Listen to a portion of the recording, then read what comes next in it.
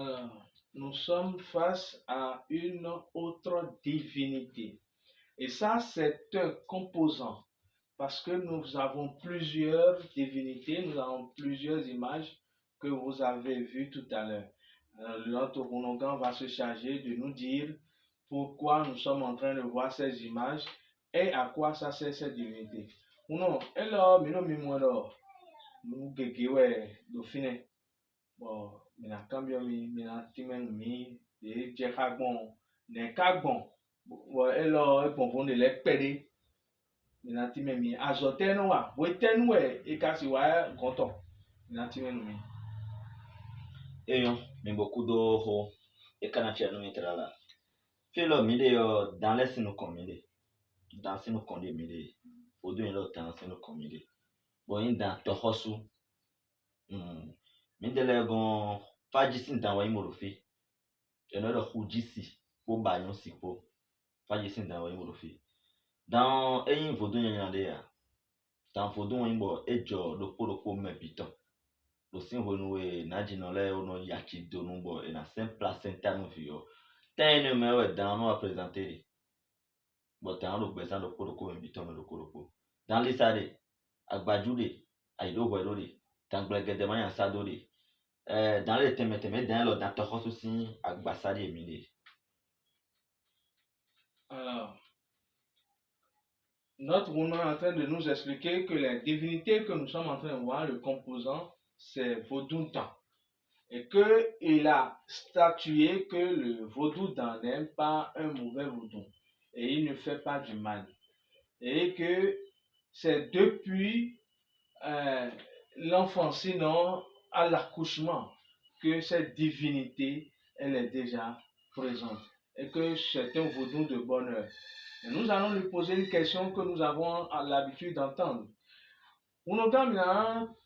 Mele no timbo no mon weton no do ko ebo sande no bi no gbe be no do dan tawa do ye mi ka do no mi jino dan ku kan yin fudun nyankare ku no wa nyankare bo nte o tu emele le ka do ko ebo dan ka le tawa do ye ka bo no weton bi se no le agbe bo no do dan zo de na wa mo mo no de ku so yun ye o fudun ka yin bo ka do na cho ye ne o no weton bi ka la gbe bo bi no le ase de timbo enano tianta wa doni ezon edo asua edo asiabo kole no po emi ka mo me tu mo di omi aka mi lo mwene re de mi kuno si o hojo hoje ka yan Eyo na igbe no question mi ton mo na répondre mi do koroko.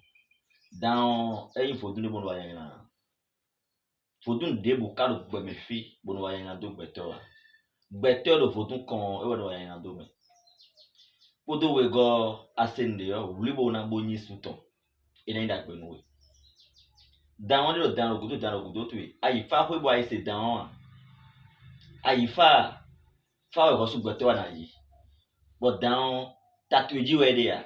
Se me ya hen gosin ya. No ho we dan de ya. To ho we dan de ya. Ina se bona mono kunje dan me chuba de dan koto da yi no.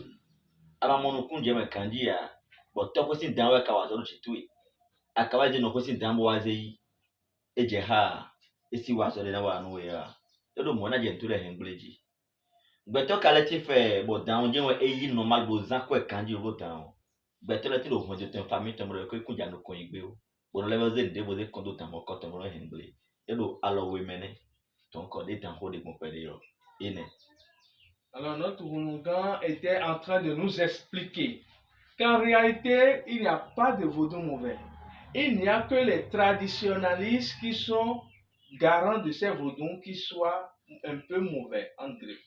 Parce que il peut s'agir de la nuisance de l'homme qui ne voudrait pas de ton évolution.